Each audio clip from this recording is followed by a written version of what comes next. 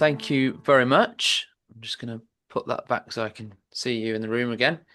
Hopefully you can see that on the screen.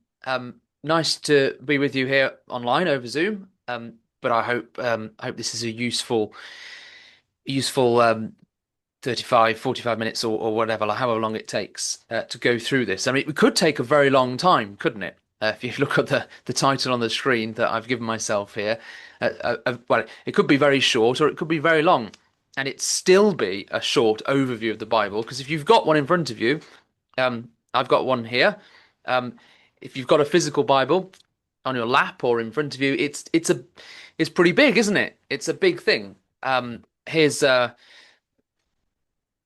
Let's just get that going. Right. So there's a Bible on the screen. You might have it. You might even have it on your phone as well. And yet it's very accessible, but it's still it takes a very long time to read through. You might have an audio Bible, and I don't know how long that is. However many hours it is, 80 hours or something, to listen to read through the whole thing. So if I'm going to give a very short overview, that doesn't really pin it down, does it, to how long this is going to be? And also, there could be lots of different ways of doing this. How do we summarize such a book like this? It's got, I mean, this is one way of really summarizing it. This is not all I'm going to say, but this is a really, really short overview of the Bible. It's two main sections, so we call them the Old Testament and the New Testament. The Old Testament is much bigger, and the New Testament is a lot shorter. And also, the Old Testament covers a wide, wide span of time, and the New Testament covers a very short period of time, comparatively speaking. So you've got these two sections, Old and New Testament. We'll think a little bit more about those a little bit later. And if you're certainly, at least if you're using what the Protestant canon of Scripture, that's the Bible that is used mainly throughout the world, just not by Catholics. It will have 66 different books in it.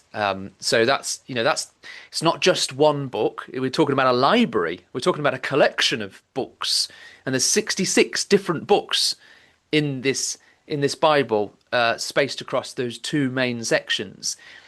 So that's one angle of summarizing it. The other way is that you could look at it and say, okay, this collection, this library, is full of different types of books. They're different genre. So there's some poetry, there's books of poems and songs, the book of Psalms, for example. There's narrative, there's accounts of what kings have done and in the past, and maybe accounts of what Jesus has done. So in the Gospels, in the New Testament, there's parables, there's parts of history, there's prophecy, and there's so much more as well.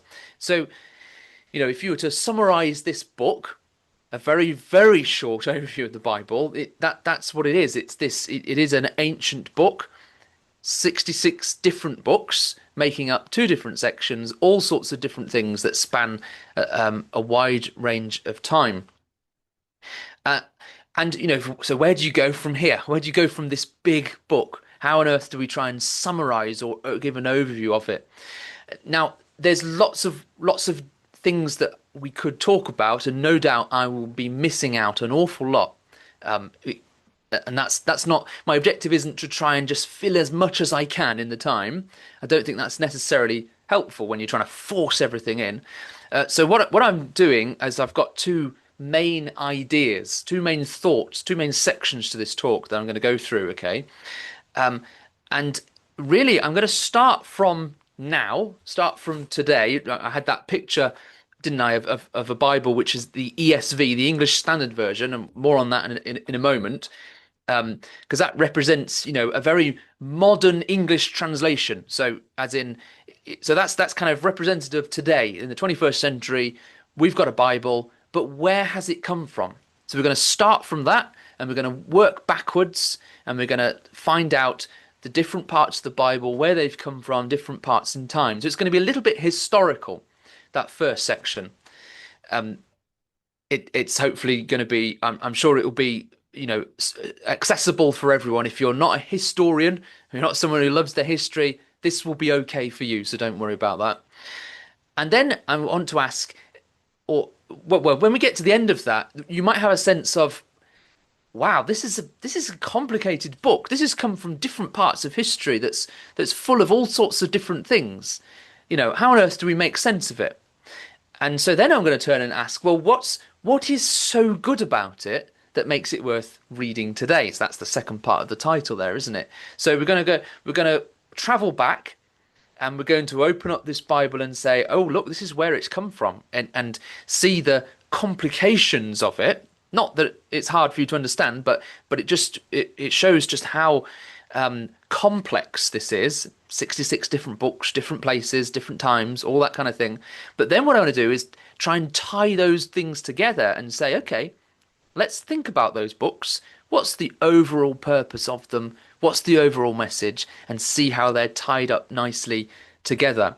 So the 2 points, I'm going to tell you these right from the start, okay? 2 points that if you can walk away from today having learnt or having understood those two things and remembering these two things, then that's great. So the first thing is that the Bible is rooted in history. That's the first historical bit, isn't it? You can't take that away from it. It's not just we're not just reading a book that we can, like a novel that we can just give an overview of a plot and tell you the main characters and there you go. Actually, the Bible has such a lot of background to it. There's a history behind the different things that happen in the Bible, and that's really important. So we're going to think a little bit about that. But then the second point is that this collection of books that are from different parts in history, they're not haphazard. There is a grand design, and that's the idea that of trying to piece these things together, tie them up together to show the grand master plan, a big sort of narrative, what this thing is all about, how that they are, even though 66 different books from different time periods and different places, there is something that unifies them and makes them therefore really worth reading today. So there's the two main points. Bible's rooted in history. That might make us feel like it's a bit complicated, but then when we look at that and we consider it all together, we'll realize that it's not haphazard. There's a big design to it. And that will, I hope, be a very short overview of the Bible in one way. Lots of other ways we could have done it, but this is the way we're going to do. And that will also demonstrate why it's still worth reading today. So that's what we're going to do. Okay, so history. That's what we're going to look back on. We're going to start from the present day and work backwards. But history sometimes is hard for a lot of us. I know that. I haven't really got into my history until fairly recently, to be perfectly honest. And that's the same for many people. But I think probably at least two out of those three, but probably three of those fine people on the screen, you'll have a sense of who they are or indeed who they represent. So, maybe nudge the person next to you and tell them who you identify, who you can see on the screen. We've got a Roman Caesar there. I think it's meant to be Caesar Augustus. That doesn't necessarily matter. It's representative of the Roman period, and if you might not think you're very good at history, but you will have heard of the Roman Empire, I'm certain. Okay, so there's a historical marker we're going to come across, and that's just a helpful thing. So as we go back in time and think about the Bible, we're gonna meet the Roman Empire. We're going to go into the period of the Romans, and it's good to think about that. We're not reading about the Bible's history in isolation to the rest of the world. So that's worth knowing. On the right there, undeniably a pharaoh, possibly Pharaoh Ramses, but it doesn't matter. But if you don't know much about ancient history, but you know something about the great kingdom of the Egyptians, and you'll know that that's before Rome, won't you? You'll know that there's the Roman Empire, but before that, the kingdom of Egypt was great. They built things like pyramids and stuff like that. Okay, so that's well known. And the chap in the middle may be a little bit less well known, but I'm hoping he probably is. That's Martin Luther. Part of the Reformation period. So we're talking sort of like 1400s, 1500s, and he's from Germany. So he's the period where in the church, so a lot later than Rome, obviously there. So we're kind of not as far back in time, and it's the period of time when many people in the church were starting to look at their Bibles actually and start to think, I'm not quite sure what the church was telling him is correct. So that's he's a sort of figurehead of that period, and all they're there for is we're going to come across them as we go through this history. So there it is. There's an English Standard Version. That's the publishers have come up with their own translation of the Bible, and given it that moniker, the ESV, the English Standard Version. Um, and so this is a fairly modern English translation of the Bible, and there are many others. And the reason for just starting with that, you might have the ESV on in front of you. You might have the NIV. You might have something else. Or you might not at all. You might have what these translations owe a lot of thought to, and they sort of owe their existence to this book. So 400 years plus ago, in 1611, the King James version, or the King James authorized version of the Bible. Already we've jumped back quite a long time, and we've got to 1611. And still used today, is the King James version of the Bible, and no doubt many of you might have that in front of you, that copy as well. So we've got a host of modern translations. We've got the King James version, again, pretty modern in the grand scheme of things, as we'll see. So I don't see that as a different sort of thing at all. And that's started that tradition of kind of translating the Bible into the common tongue, so into English. Now, the King James version got a lot of or owes a lot of its translation to this gentleman here, William Tyndale. So he's remembered in sort of the generations or so before the King James version. He's remembered for translating the Bible into English, being the very first, or one of the first to do it, and actually losing his life for doing it because it was so controversial at the time. And the Tyndale New Testament, at least, was used really heavily in the King James version. So his influence is pretty big on the Bible that we've got. He is, of course, in the time of Martin Luther. So there's our first historical marker. So remember those three markers, just to try and place it into a bit of history, world history. Martin Luther was doing the same thing with in Germany, translating the Bible into German. So that's what kick-started off these translations. So the Bible, where's it come from?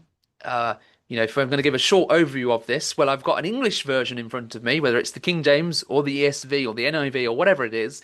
It's an English translation. If you're in Germany, you've probably got a German translation in front of you. Where do they all come from? Well, they all come from this period of time. Now, before that, and this is a very, very sort of vague overview. There's an awful lot more to this, but just to give you a sense, before that, the Latin Bible was very much widespread.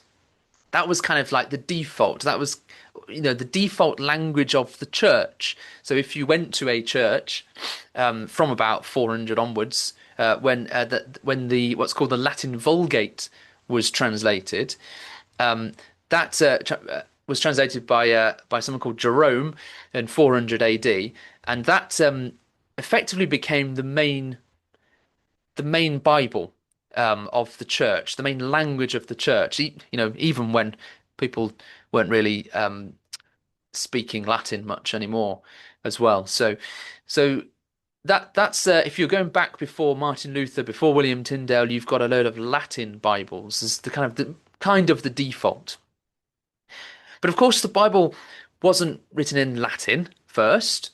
It was written part of it was written in Greek. So this is now we've got back, and you can see there's the next historical marker there. So we've got a Roman Caesar there, just to demonstrate that we're right back into the Roman Empire period now. And so the Greek New Testament, so remember those two sections of the Bible, the second half, which is much shorter, and it's for a short period of time, that New Testament, those books of the New Testament, they are written in Greek originally.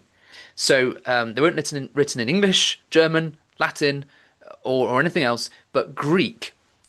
So if you're peeling your way back through history, you're going through your English, your Germans, your Latin translations, and all the different translations that might have come from it, you come back to the point where you've got a load of books, letters. That's another type of book that makes up the Bible. Um, and these were all written in Greek. And that's at the period of the Roman Empire. So think back to your Roman history lessons at school, or maybe you're really into your Roman history, but that's the period of the Bible, the period of the New Testament. Okay, so before the Roman Empire, we need to go further back because we've only got to the start of only a small part of the Bible, actually, the New Testament. So there's a whole Old Testament to locate as well. So we go right back a bit more, and in 586 BC, something really quite significant happened, actually, and that was that the city Jerusalem in Israel, city Jerusalem was captured by Babylon, by the ancient empire at that time, the big superpower of the time. They captured it, they destroyed it, they took people away into exile, all the way into Babylon. And that was a huge event, a massive cataclysmic event. And that has such a big impact on the Old Testament, but then of course also the New Testament that follows. Um, so we've got back through from England. We've seen Germany a little bit. We've got through Latin. We're in the kind of Europe area, aren't we? We're into the Roman Empire. Gone back to the land of Israel and or Israel or Palestine, Judea at the time as it was known in the Roman Empire, and then gone back even further now to the point where the city Jerusalem in the land of Israel still is there today, of course. That was captured and destroyed by the Babylonians, and that's the period after that's called the post-exilic period because it's after the exile. Okay, but a little bit into that exile period, but then a long time before that was when the first bit of the Bible was written. And that was written over a long, long period of time. And we've gone right back now to sort of the ancient Egyptian era. And this is, the further back you go, the harder it is for people to pin dates together and so on. And that gets really hard. And how far back do you go? Do you go back? When were some of these things written? Were they written at the time of they were written about, or a long time after? It gets a little bit difficult to do. But the sense I want to give you here is just that a long time before the Roman Empire, and around the time of the exile of the people of Israel into Babylon, and a long time all the way before that, we have a period where the Hebrew scriptures were written. So that's the Old Testament, and they were written in Hebrew. So that's the language of the Old Testament. And they generate the first big half of the Bible, and it comes out of that period of time. So, there it is. You're not going to be able to read it, but you can just sort of get a sense of that long timeline. We've gone a long way back, haven't we? From the Bible that you've got sitting in front of you, the Bible I've got, and all the way through history to try and peel back, where has it come from? Where was this thing that we call the Bible, and and it's used in church, and Christians look at it and read it, and we do, I do. Where has it come from? And it's come from all this, a long and quite complicated history. So there's the Old Testament there, the main half of the Bible, the big chunk of the Bible, the Jewish scriptures or the Hebrew scriptures, because it's written in Hebrew with a little bit of Aramaic as well. Over a period of 800, maybe more years to be written, a long period of time, that all these different books of the Old Testament were written, and it was written in places such as Egypt, Israel, Babylon, Persia, all this kind of big Near East region of the world was where the Old Testament was written. And then we've got the New Testament, which is written in Greek, Koine Greek or Common Greek, Greek of the people, written in a short period of time, maybe 60-ish years, give or take 10 years or so. A period of time that's relatively short compared to the Old Testament. And that was written in places such as, well, Judea, as in the land of Israel, Judea and Jerusalem, and then other parts of the Roman Empire, all the way up through modern day Turkey and Greece and that kind of region, the Eastern Mediterranean region of the Roman Empire at that time. Old Testament is all concerned with the nation group, the people group of the Israelites, who then become known as the Jews. And at the time of Jesus, they're known as the Jews. They're in Judea and Jerusalem, and the time of Jesus is the time of the New Testament. So we got the people group of the Israelites and all the different books that describe things that happen at that time, and then in the New Testament, this little bit about Jesus. I say a little bit, it's a reasonable length, but it's a short, snappy bit about a part about one small part of history compared to this long section of the Old Testament. So that's there's another way we could do this summary. A short overview of the Bible. Well, where has it come from? It's come from all these different places. Now, just to give you a bit of a sense and of some of these parts of the Old Testament in particular. So the first book of the Bible, the first book of the Old Testament is the book of Genesis. And in Genesis chapter 12, so this is really early on in the Bible, we've had descriptions of the fact that God's made the world and things like that. And then we get a point in Genesis chapter 12 where God says to a character called Abram or Abraham, which you may well be familiar of if if you're into the Bible or into anything. Even if you're into Islam, you've probably heard of Abraham because Abraham becomes this figure of the Abrahamic faiths of Jewish, Christian, and Islamic faith. All go back to Abraham, this figure, and so he's pretty key in the history of the world. If you think of Jews, Christians, and Muslims throughout the world today, it all goes back to this individual. So he's a major individual in the history of the world. And in Genesis 12 it says, "The Lord said to Abram, go from your country, your kindred, your father's house, to a land that I will show you, and I will make of you a great nation. I will bless you and make your name great, so that you will be a blessing. I will bless those who bless you, and him who dishonors you I will curse. And in you all the families of the earth will be blessed." Now, so Abram was living in an ancient city called Ur. He comes from the ancient Sumerians, that region at the end of the sort of Euphrates in modern day Iraq, and where Ur is. I've got a famous ziggurat, and that area was a prosperous area at that time, and he's called out of that civilization and taken to another place, and it's because God has there's a promise here, there's a claim here now that this is all about bringing Abraham out to bless the nations of the world, to create a family, to create a nation, as what happens. But that nation and that family is to bless the whole world. This is big. This is big stuff. This is not a small and insignificant promise. This is quite a remarkable claim that's being made here. But it is rooted in that time, isn't it? This is about someone, and it's about the nation of Israel that arises out of this. So you've got a sense of this is very much rooted in context and rooted in history. Now, just to give you a sense of what happens, I made a little bit about the fact that the city of Jerusalem was exiled. Now, there's a huge jump that I've just made there from Abraham to the city of Jerusalem being destroyed, and that's what the bulk of the Old Testament discusses. It's about the people, the family of Abraham, and their time in Egypt, their time in the land of Israel, and the fact that they have kings, and the fact that the kings generally do very poorly.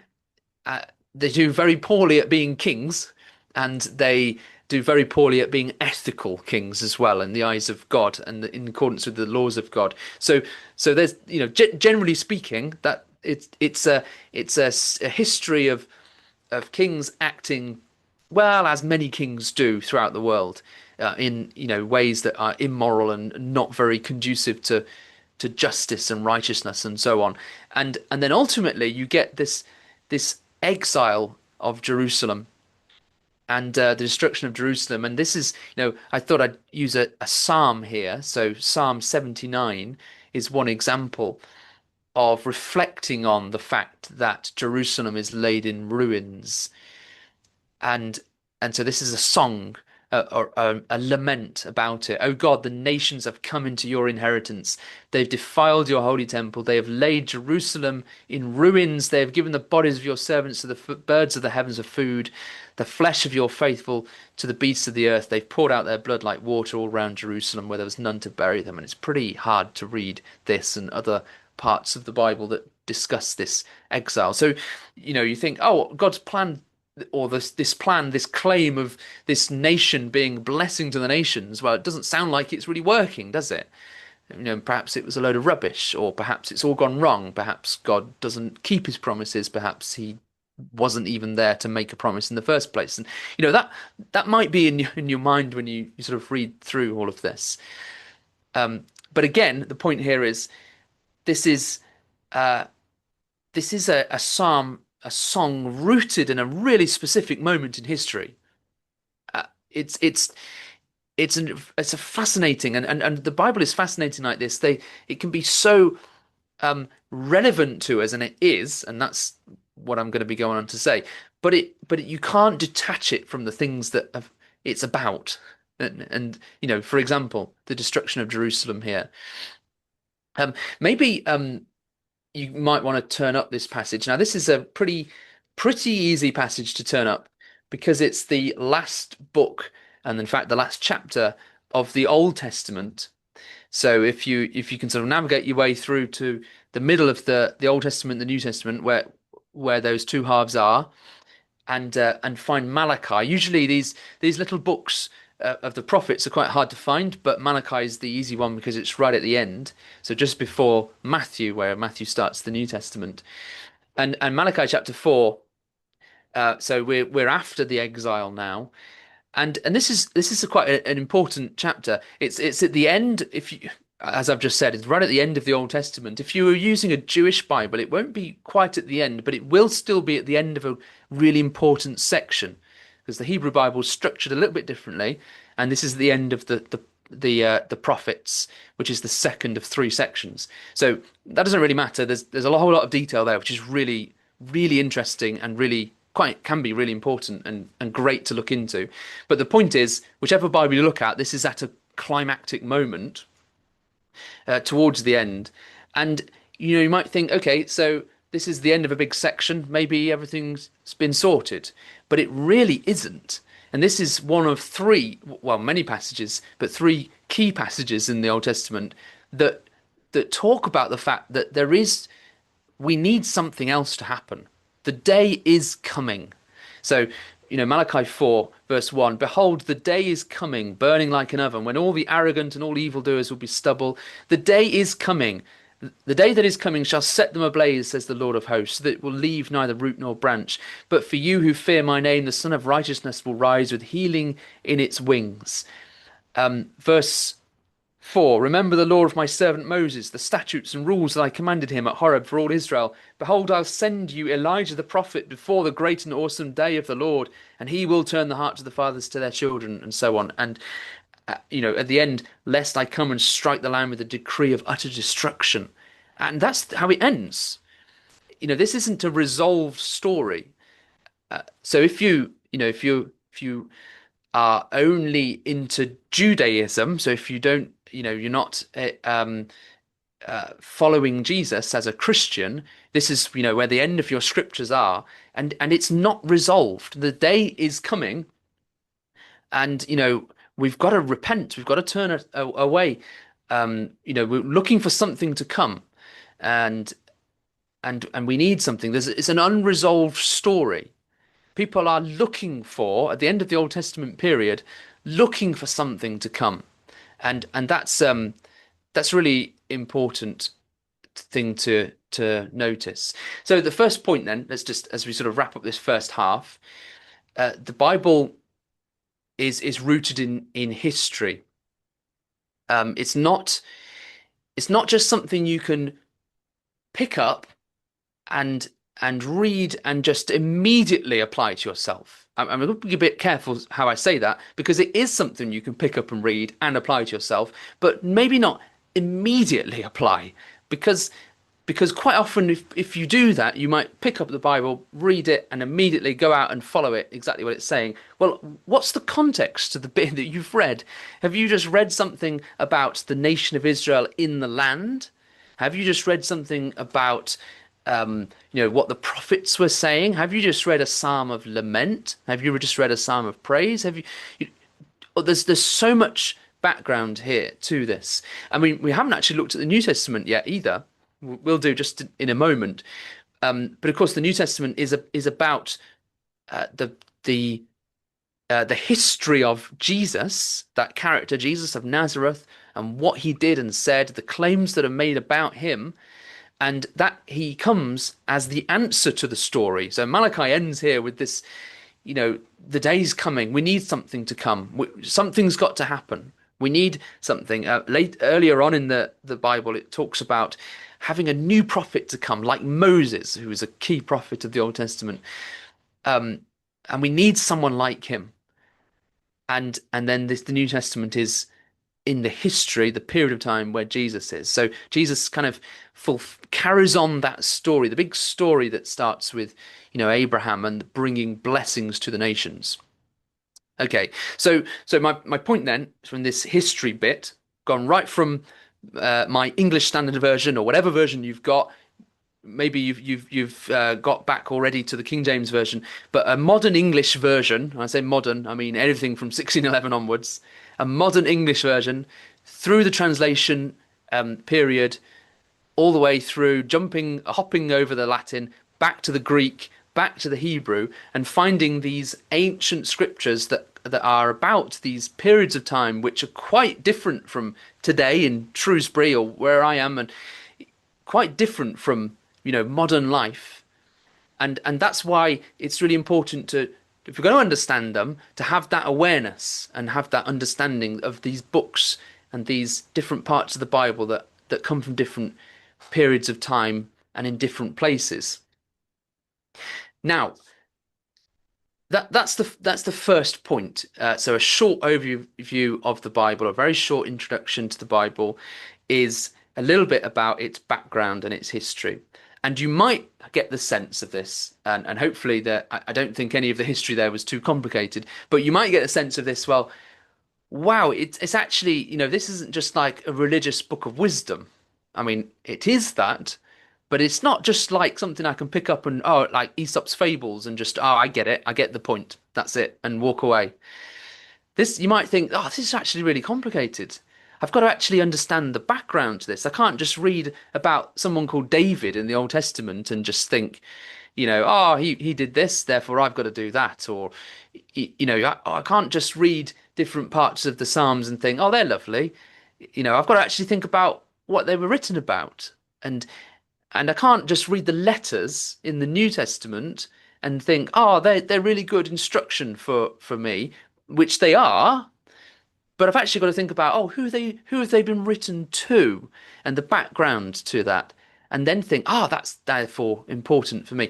So you might think, wow, this is so much more complicated than I thought, and actually so much more messy than I thought. Maybe you might think, why was it all written in different languages anyway? Why all this translation? Why all these different books, different time periods?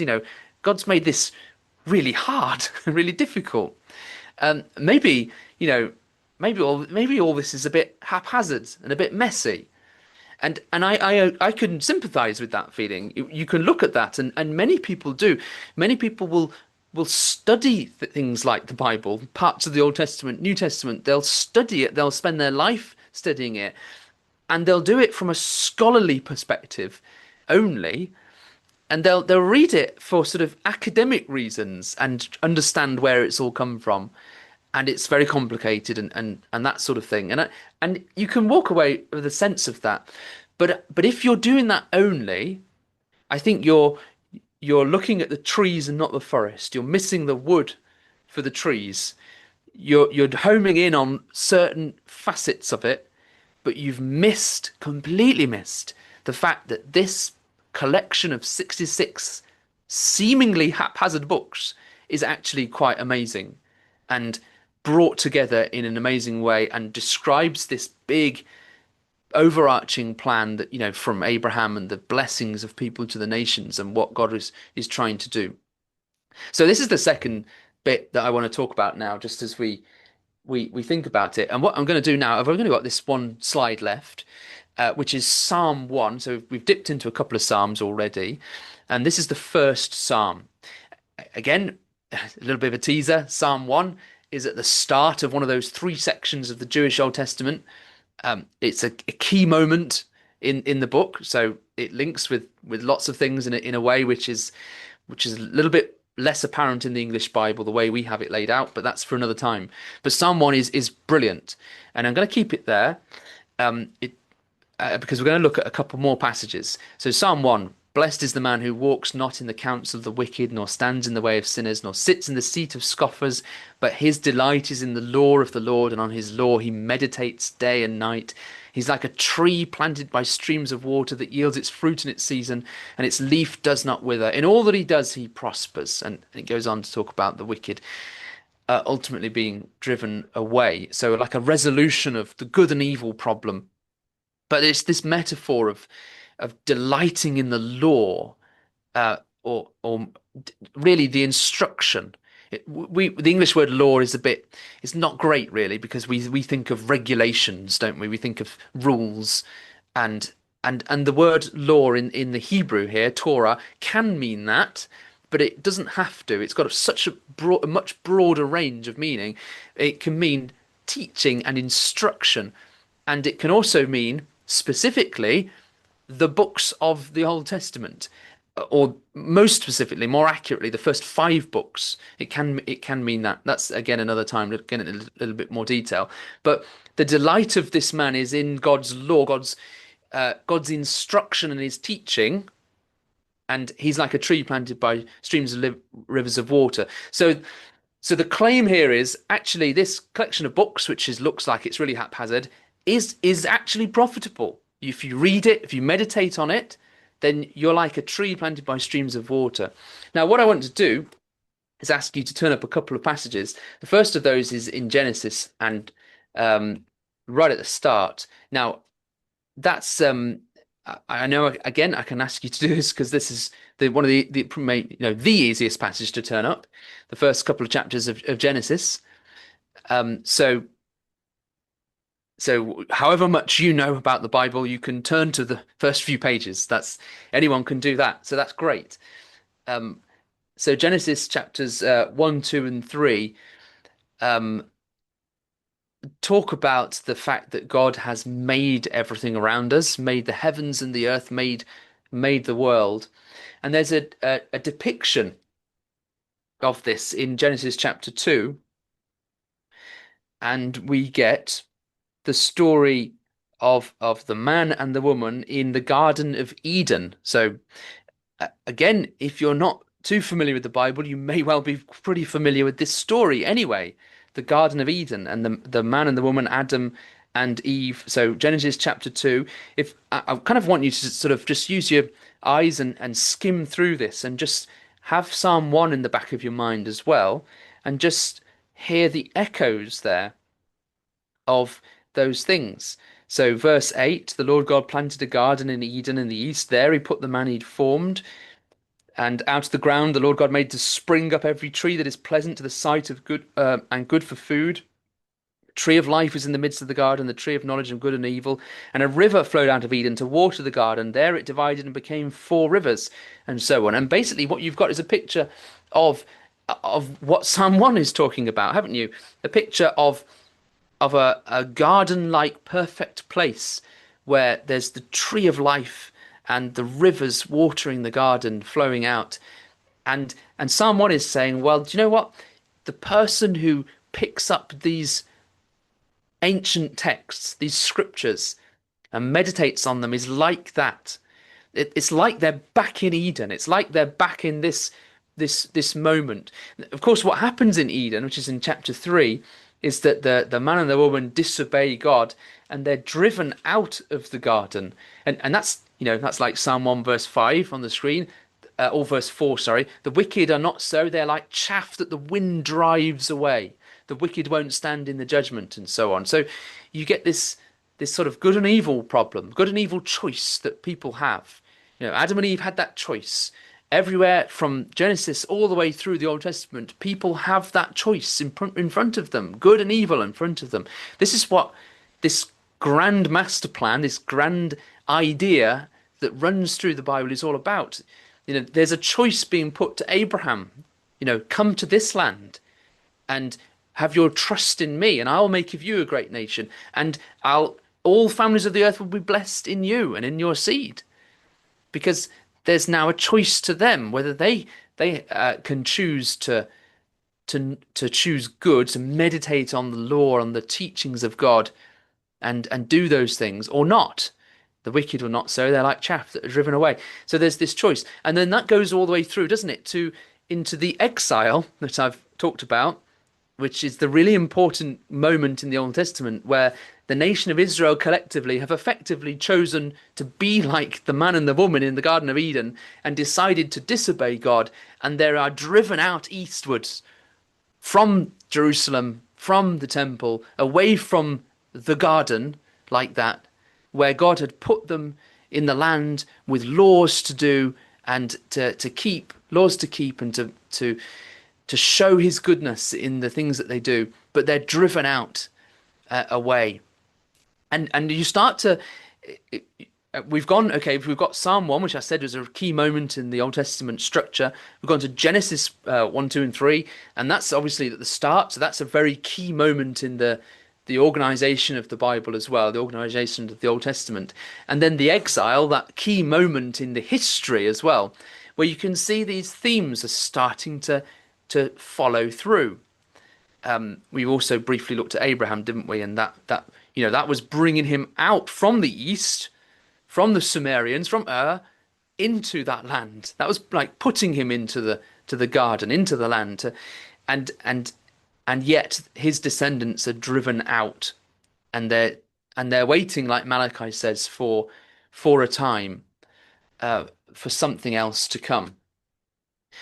Okay, let's look up another passage, and this time we're going to go to the New Testament, and this is, I think, the second easiest passage to turn up, and that is Revelation chapter 22, and that's because that's the last book in the Bible, and the last chapter of that book. So Revelation chapter 22, we've gone right from the start all the way now to the end. So the New Testament and chapter 22 of Revelation. And again, Psalm 1 is still on the screen for you to sort of look at and have in the back of your mind. Think of Genesis as well, as we've just looked at that. And Revelation 22, it's a bit ambitious sometimes to turn to a book like Revelation, because Revelation's a book which we're not used to in the modern world, as in it's full of symbols and imagery. We don't tend to have that sort of genre these days. People don't, write these books and then they get, become bestsellers. That's not, we don't really have that genre. But Revelation is well, first of all, actually, it's a letter. It's a letter to real Christians in modern day Turkey, living at the close of the first century. So nearly 2000 years ago, nearly, and they're receiving this, but the bulk of it is not just a letter. It's an introduction. It's some stuff about what they should behave like and what they should do. But the bulk of this is a description of a vision, and symbols and all sorts of things. And I say we're not used to it in the modern world. We don't have this sort of thing, but everything is sort of emblematic of something else, and that's and it goes through an awful lot of detail. It leads up to these last two chapters, Revelation 21 and 22, where envisaging the end time, the time where everything is resolved and Jesus is king, and there is a time on earth where everything is good, sin and wickedness has been driven away completely. All of that is gone, death is no more. Jesus is reigning, and the people of this world are healed. The families of the nations of the world are blessed because of what God has promised. So Revelation 22, let's read this. This is the way it's described. So it's not a this isn't like a literal thing that it's saying is going to happen in the sense of not necessarily going to look like this, but this is an image. And let's see what it bases it on. So Revelation 22 verse 1, the angel showed me the river of the water of life, bright as crystal, flowing from the throne of God and of the Lamb. The Lamb is a symbol for Jesus. Through the middle of the street of the city, also on either side of the river, the tree of life with its 12 kinds of fruit, yielding its fruit each month. The leaves of the tree were for the healing of the nations. No longer will there be anything accursed, but the throne of God and of the Lamb will be in it, and his servants will worship him. They will see his face, and his name will be on their foreheads, and night will be no more. They will need no light of lamp or sun, for the Lord God will be their light, and they will reign forever and ever. And that's an incredible image, an incredible picture of what ultimately God is working to. This this picture of a restored Eden. Because did you notice all of that is very similar to what we read about in Genesis chapter 2, and very similar to actually Psalm 1 as well. This tree of life and the water of life and the river going out to water this area. And what's it watering? Well, the leaves of these trees are for the healing of the nations. This is all about the families of the earth being united and brought together in one through the offspring of Abraham, who is the Lord Jesus. And this is the imagery that Revelation 22 is using here. And so right at the end of the New Testament, different section of the book, different language written in Greek from a completely different period of time, we have a unity of thought that is bringing all of this all together. And what I hope this has done, so this really is now this second point. What I hope I've managed to do in this second half is just sort of demonstrate to you that this book, which has a really important historical context to it, and in fact it has a very diverse historical context, and it's really important to know which part of the book you're in, and to understand the bit of history behind it. But even so, it's like that. It's got this huge, great big thread that is binding it all together.